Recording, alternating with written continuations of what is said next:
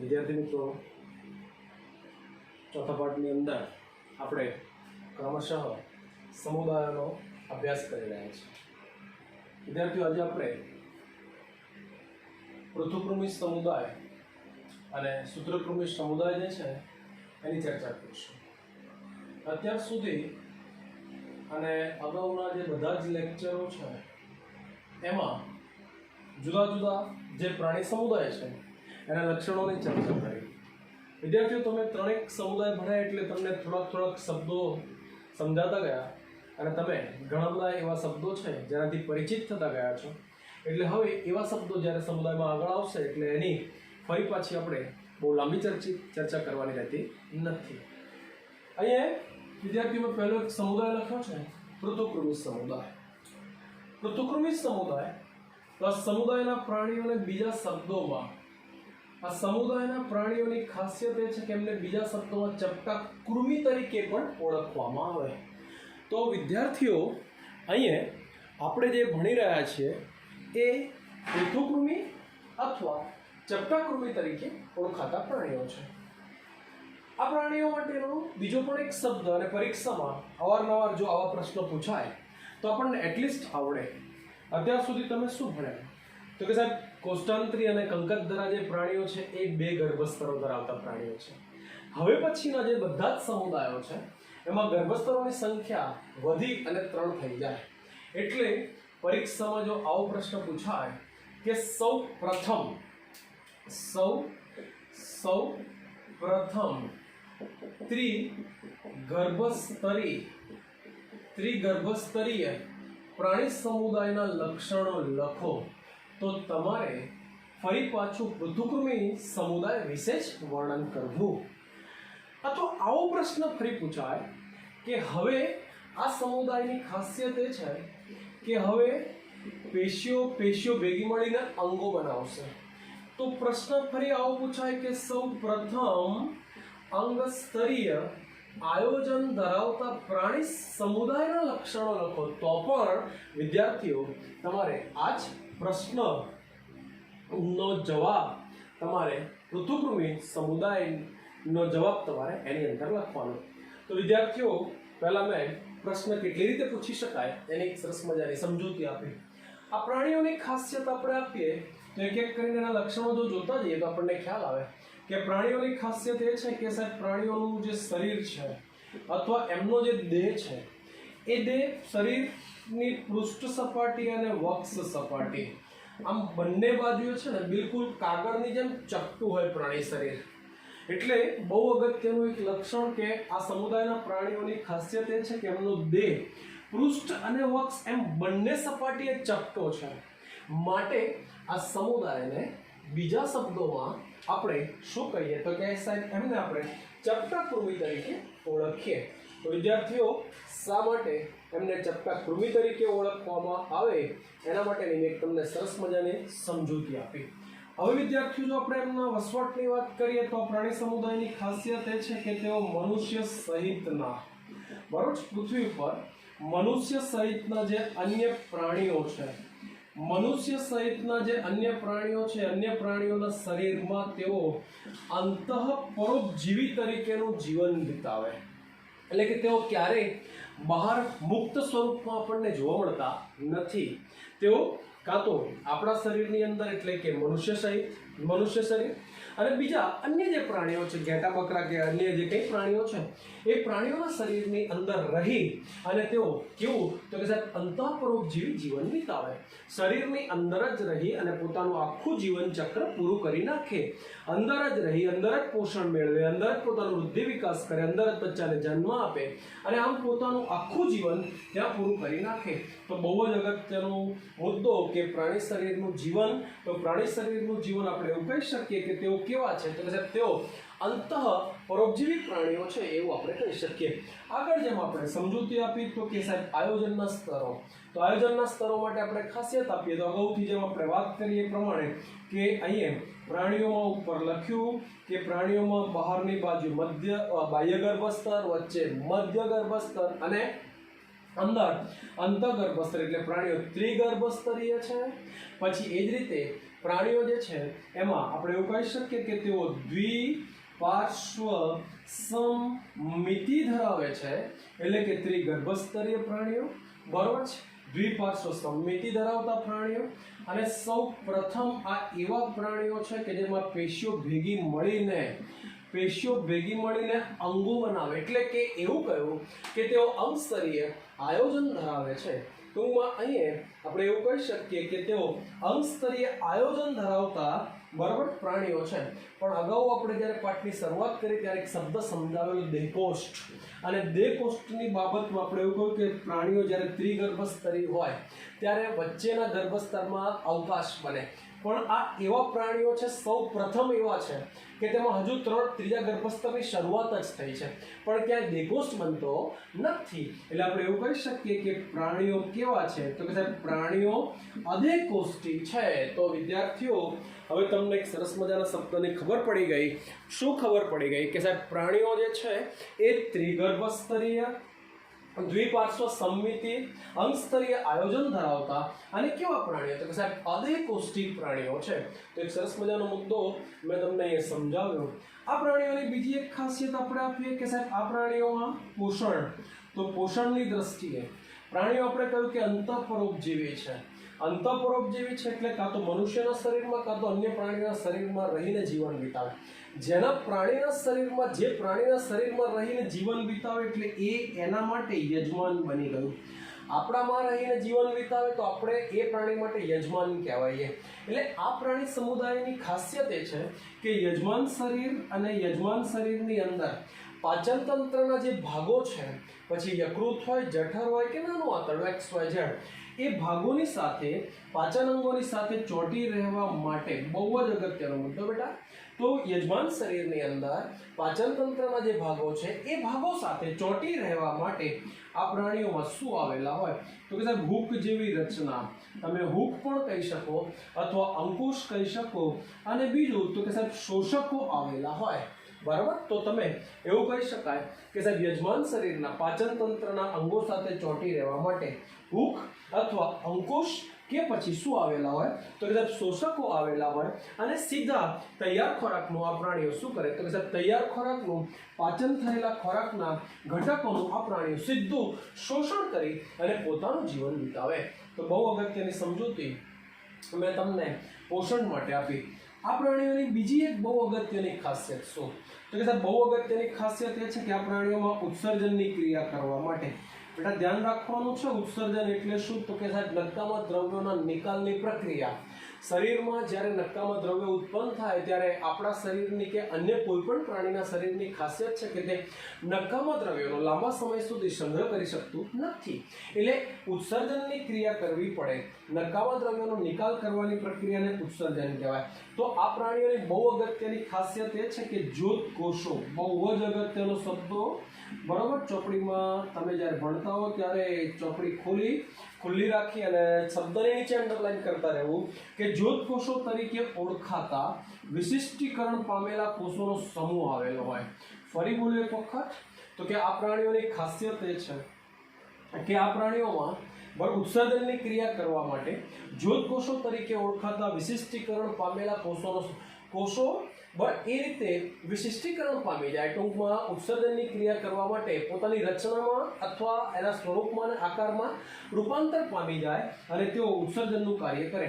એટલે કે એવું કહી શકાય કે સાહેબ જ્યોત કોષો તરીકે ઓળખાતા વિશિષ્ટીકરણ પામેલા કોષોનો સમૂહ આવેલો હોય, અને આ જ્યોત કોષો શું કરે? તો કે સાહેબ શરીરનું જે પોલાણ છે, મતલબ શરીરની અંદર જે છે એ અંદરથી શું કરે? તો કે સાહેબ શરીરની અંદર નકામા જે દ્રવ્યો છે એ નકામા દ્રવ્યોનું શોષણ કરે। ટૂંકમાં બે શબ્દો યાદ રાખીએ, એક આશ્રુતિ નિયમન અને બીજો ઉત્સર્જન।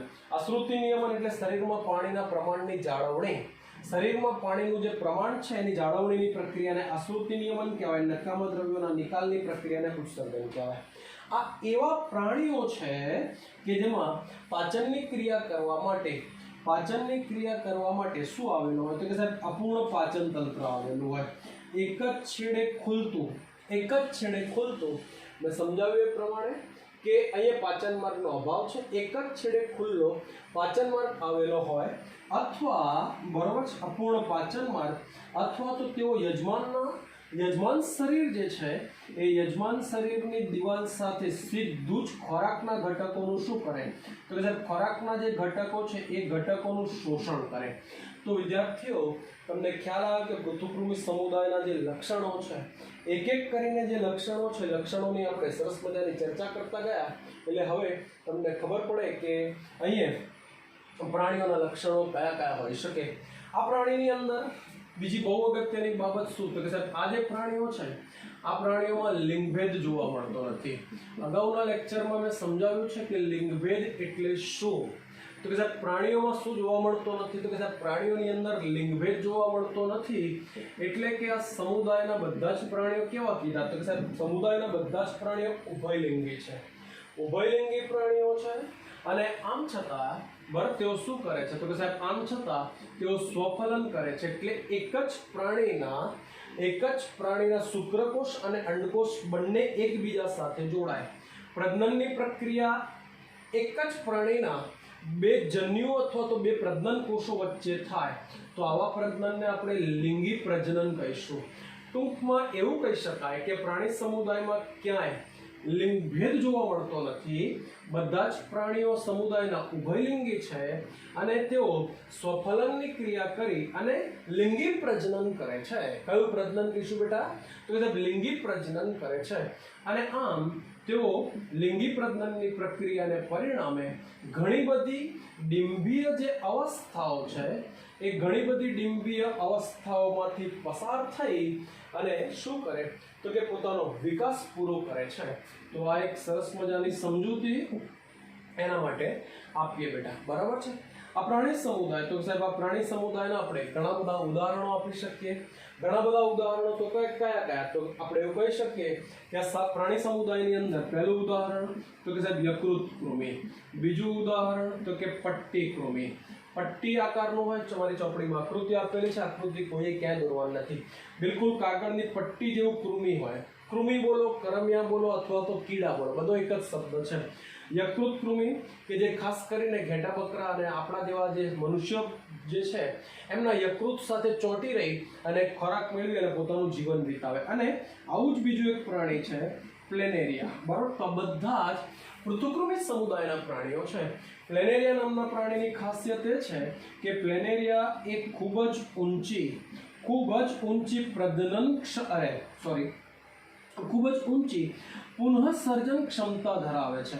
તો વિદ્યાર્થી મિત્રો તમને ખબર પડી ગઈ કે પ્લેનેરિયા જેવું જે પ્રાણી છે, એક આકૃતિ સમજ માટે દોરું એટલે તમને ખ્યાલ આવશે કે સાહેબે એ પ્લેનેરિયાની આકૃતિ દોરી છે.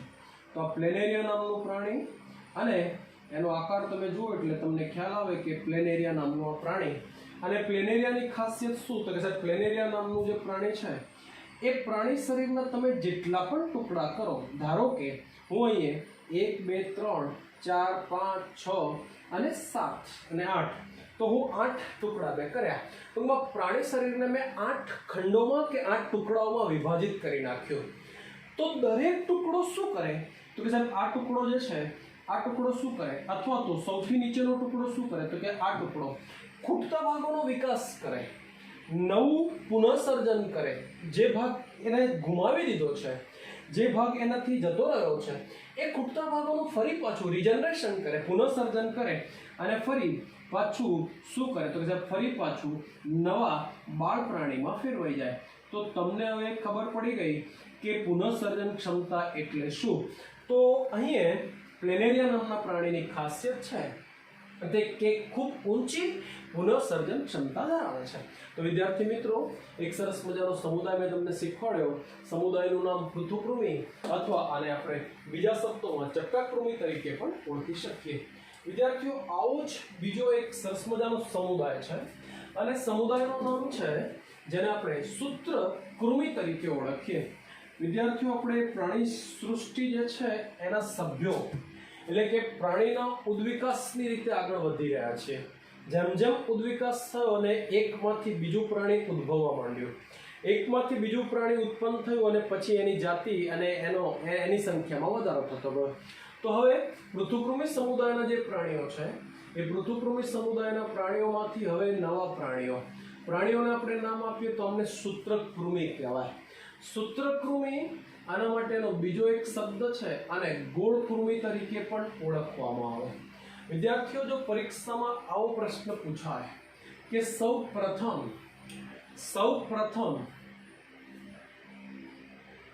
અંગતંત્ર સ્તરીય આયોજન ધરાવતા પ્રાણીઓ, તો તમે ફરી પાછું સૂત્રકૃમિ વિશે લખી શકો. તો સૌપ્રથમ અંગતંત્ર સ્તરીય આયોજન ધરાવતા પ્રાણી સમુદાયના લક્ષણો લખો. તો તમને ખ્યાલ આવવો જોઈએ કે મારે સૂત્રકૃમિ સમુદાય વિશે લખવાનું છે. અગાઉના સમુદાયમાં આપણે ભણ્યા કે પૃથુકૃમિ, તો એમાં માત્ર અને માત્ર અંગ સ્તરીય જ આયોજન છે.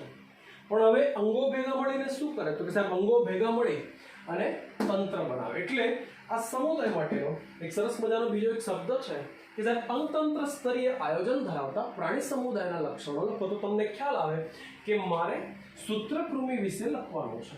બરાબર છે. અહીંયા આપણે એવું કહ્યું કે અદેકોષ્ઠી છે, પણ હવે આ પ્રાણીઓ એવા છે કે જેમાં ધીમે ધીમે દેહકોષ્ઠની શરૂઆત થાય છે, પણ સંપૂર્ણ અવકાશ બનતો નથી.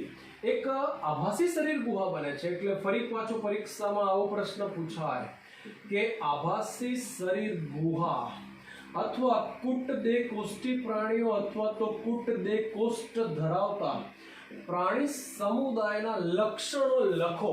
તો પણ વિદ્યાર્થીઓ તમને ખબર પડે કે મારે કયા સમુદાયના લક્ષણો લખવાના છે. તો વિદ્યાર્થી મિત્રો, અહીંયા પહેલા આપણે 4 પ્રશ્નો લખ્યા કે આભાસી શરીર ગુહા અથવા કુટ દેહકોષ્ઠ ધરાવતા પ્રાણીઓ, સૌ પ્રથમ અંગતંત્ર સ્તરીય આયોજન ધરાવતા પ્રાણીઓ, અને એ જ રીતે ગોળકૃમિ અથવા સૂત્રકૃમિના લક્ષણો લખો. તો તમને ખ્યાલ આવે કે મારે કયા સમુદાય વિશે લખવું છે. વિદ્યાર્થીઓ, અહીંયા જેમ પૃથુકૃમિ સમુદાયના લક્ષણો આપ્યા છે એ જ રીતે એની જેમ જ અહીંયા પણ આપણે આના જેવા જ લક્ષણોની સમજૂતી. આ પણ કીડા આકારના પ્રાણીઓ, કૃમિ એટલે કીડા, આ પણ કૃમિ અથવા તો કીડા આકારના જ પ્રાણીઓ છે. એક આકૃતિ દોરો એટલે તમને થોડોક આઈડિયા આવે કે શા માટે આ પ્રાણીઓને સૂત્રકૃમિ તરીકે ઓળખવામાં આવે છે. તો આ પ્રાણીઓની ખાસિયત આપણે કહી શકીએ કે આ જે પ્રાણીઓ છે એ બરોબર છે આ રીતે સૂત્રકૃમિ તરીકે ઓળખાય છે. પ્રાણીઓ સૂત્ર અથવા તો ગોળકૃમિ તરીકે ઓળખાય. તો એક એક કરીને બેટા લક્ષણો આપણે ભણતા જઈએ એટલે જરા જોતા રહો. તો પહેલું લક્ષણ કયું લખીએ, તો કે પહેલું લક્ષણ કે આ પ્રાણીઓની ખાસિયત કે આ પ્રાણીઓને આપણે આડા છેદમાં એટલે પ્રાણીનું આ ઊભું નળાકાર શરીર અને બ્લેડ વડે કાપીને તમે આમ આડો છેદ લો તો પ્રાણી શરીર આડા છેદમાં આપણને ગોળ દેખાય છે. માટે આ પ્રાણીઓને આપણે શું કહ્યું, તો કે સાહેબ આ જે પ્રાણીઓ છે એમને આપણે ગોળકૃમિ તરીકે ઓળખીએ. તો એક સરસ મજાનો મેં પહેલો તમને શબ્દ સમજાવ્યો કે શા માટે એમને સૂત્રકૃમિ તરીકે ઓળખવામાં આવે. આ પ્રાણીઓની બીજી બહુ અગત્યની ખાસિયત એ છે કે પ્રાણી શરીર મોટે ભાગે નળાકાર હોય. પ્રાણીઓ નળાકાર અને છેડેથી એમનું જે શરીર છે એ શરીરના છેડેથી તેઓ છે ને સહેજ વળી ગયેલા અથવા તો આપણે એવું કહી શકીએ કે સાહેબ સૂત્ર જેવા દેખાય છે. છેડેથી વળી ગયેલા સૂત્ર જેવા દેખાતા હોવાથી આ પ્રાણીઓને હવે આપણે શું કહીએ, તો કે સાહેબ આ જે પ્રાણીઓ છે એમને હવે આપણે સૂત્રકૃમિ તરીકે ઓળખીએ. આ પ્રાણીઓનું હવે એક એક કરીને લક્ષણો જોતા જઈએ. તો કે સાહેબ આ પ્રાણીઓનો વસવાટ, તો આ પ્રાણીઓ મોટે ભાગે એવું કહી શકાય કે સાહેબ આ પ્રાણીઓ બરાબર છે કેટલાક જલજ છે, પછી કેટલાક જે છે એ પ્રાણીઓ સ્થલજ છે, જમીન ઉપર જોવા મળે છે, અને મનુષ્ય સહિતના વનસ્પતિ અને અન્ય જે પ્રાણીઓ છે એ અન્ય પ્રાણીઓના શરીરમાં તેઓ અંતઃપરોપજીવી જીવન વિતાવે છે. ચલો હવે તો બધાને ખ્યાલ આવી ગયો. પહેલો મુદ્દો શું કહ્યું મેં, તો તમે એવું કહી શકો કે આ પ્રાણીઓ મોટે ભાગે એવું કહી શકાય કે તેઓ મુક્તજીવી છે. બરાબર છે, મુક્તજીવી છે, મુક્ત રીતે પોતાનું જીવન જીવે છે. જલજ એટલે કે મીઠા કે ખારા પાણીની અંદર, કેટલાક જમીન ઉપર અંતઃપરોપજીવી નહીં, કેટલાક જમીન ઉપર એટલે કે સ્થલજ, અને કેટલાક મનુષ્ય તેમજ વનસ્પતિ અને પ્રાણીઓના શરીરમાં રહી શું કરે તો કે સાહેબ પરોપજીવી જીવન વિતાવે. તો આપણે પહેલા એમનો વસવાટ આપ્યો. અગાઉ આપણે ભણીને એના જ શબ્દોની ફરી પાછી આયોજન માટે લખીએ તો કે સાહેબ પ્રાણીઓ કેવા છે તો કે સાહેબ પ્રાણીઓ જે છે 3 ગર્ભસ્તરો એટલે કે તેઓ ત્રિગર્ભસ્તરીય પ્રાણીઓ છે. ફરી પાછું લખી શકીએ આપણે કે તેઓ દ્વિપાર્શ્વ સમમિતિ ધરાવતા પ્રાણીઓ છે. તો ત્રિગર્ભસ્તરી પ્રાણીઓ દ્વિપાર્શ્વ સમમિતિ ધરાવતા અને એ જ રીતે અંગતંત્ર સ્તરીય આયોજન ધરાવતા અને ખોટી કે પછી આભાસી શરીર ગુહા એટલે કે કુટ દેહકોષ્ઠ ધરાવતા પ્રાણીઓ છે. તો વિદ્યાર્થીઓ મેં પહેલા આયોજન કેવા પ્રકારનું છે એના માટેની મેં તમને એક સરસ મજાની સમજૂતી આપી. ફરી બોલ્યું એક વખત તો કે પ્રાણીઓ કેવા તો કે સાહેબ પ્રાણીઓ ત્રિગર્ભસ્તરી દ્વિપાર્શ્વ સમમિતિ ધરાવતા અંગતંત્ર સ્તરીય આયોજન ધરાવતા અને તેઓ કેવા તો કે સાહેબ તેઓ કુટ દેહકોષ્ઠી પ્રાણીઓ છે. આ પ્રાણીઓની બીજી બહુ અગત્યની ખાસિયત કે સાહેબ આ એવા સૌ પ્રથમ પ્રાણીઓ છે કે જેમાં અગ્ર છેડે મુખ હોય અને પશ્વ છેડે શું આવેલું હોય તો કે સાહેબ પશ્વ છેડે મળદ્વાર આવેલો હોય. ટૂંકમાં પાચન તંત્ર એ અગ્ર છેડે મુખદ્વાર પશ્વ છેડે મળદ્વાર એમ બે છિદ્રો ધરાવતો અને કેવો બોલીશું તો કે સાહેબ સ્નાયુવલ કંઠનળી ધરાવતો બરાબર સ્નાયુવલ પાચન નળી ધરાવતો સંપૂર્ણ પાચન તંત્ર ધરાવતા પ્રાણીઓ છે. બરાબર. અગાઉ આપણે કહ્યું એ પ્રમાણે કે આ પ્રાણીઓમાં પાચન માર્ગ અપૂર્ણ હોય પૃથુકૃમિ. પણ હવે આપણે કહ્યું કે અંગતંત્ર સ્તરીય આયોજનની શરૂઆત થઈ ગઈ છે. એટલે કે આ પ્રાણીઓની ખાસિયત એ કે સાહેબ અગ્ર છેડે ખોરાક ગ્રહણ કરવા માટે મુખદ્વાર આવેલું હોય, પશ્વ છેડે અપાચિત ખોરાકનો નિકાલ કરવા માટે મળદ્વાર આવેલું હોય. એટલે આમ પાચન તંત્ર બે છેડે ખુલતો હોવાથી કેવું કહીશું કે બે છેડે ખુલતો હોવાથી અને સ્નાયુવલ પાચન નળી ધરાવતો સંપૂર્ણ પાચન તંત્ર આ પ્રાણી શરીરની અંદર આપણને જોવા મળે છે. ચલો આવડે. તો અહીંયા આપણે એક સરસ મજાનો મુદ્દો એના માટે આપ્યો. આ પ્રાણીઓની બીજી એક બહુ અગત્યની ખાસિયત આપે કે સાહેબ ઉત્સર્જનની ક્રિયા કરવા માટે શું વ્યવસ્થા હોય તો ઉત્સર્જનની ક્રિયા કરવા માટે એમની પાસે શાખિત ઉત્સર્ગ નલિકાઓ આવેલી હોય. ફરી એક વખત બોલું, ધ્યાન આપજો. શાખાઓમાં આખા શરીરની અંદર શાખાઓમાં વિભાજિત થયેલી નલિકાઓ કે જે ઉત્સર્ગ દ્રવ્યોનું શોષણ કરે. એટલે કે શાખિત ઉત્સર્ગ નલિકાઓ આવેલી હોય અને આ ઉત્સર્ગ નલિકા શું કરે તો કે સાહેબ પ્રાણી શરીરની બહાર ઉત્સર્ગ છિદ્રો મારફતે બહાર ખુલે. એટલે કે આ શાખિત ઉત્સર્ગ નલિકા શું કરે તો કે સાહેબ શાખિત ઉત્સર્ગ નલિકા જે આભાસી શરીર ગુહા છે એ આભાસી શરીર ગુહામાંથી ઉત્સર્ગ દ્રવ્યોનું શોષણ કરે અથવા તો નક્કામાં જે દ્રવ્યો છે, નક્કામાં જે ઘટકો છે એમનું શોષણ કરી અને શરીરની બહાર ઉત્સર્ગ છિદ્રો મારફતે શરીરની બહાર એનો શું કરે તો કે સાહેબ એનો નિકાલ કરવાનો બહુ અગત્યનું કાર્ય કરે. તો એક સરસ મજાનો બીજો મુદ્દો મેં તમને આની અંદર સમજાવ્યો. આ પ્રાણીઓની બહુ અગત્યની ખાસિયત એ છે કે સાહેબ પ્રાણીઓ લિંગભેદ દર્શાવે છે. બહુ અગત્યનો મુદ્દો એટલે કે તેઓમાં લિંગભેદ જોવા મળે છે. મોટે ભાગે આ પ્રાણીઓની ખાસિયત એ કે નર પ્રાણી કરતા એ માદા કદમાં લાંબુ હોય. મેં પણ એ જ રીતે આકૃતિ દોરી છે એટલે તમને ખ્યાલ આવશે કે આ નર પ્રાણી છે અને આ માદા છે.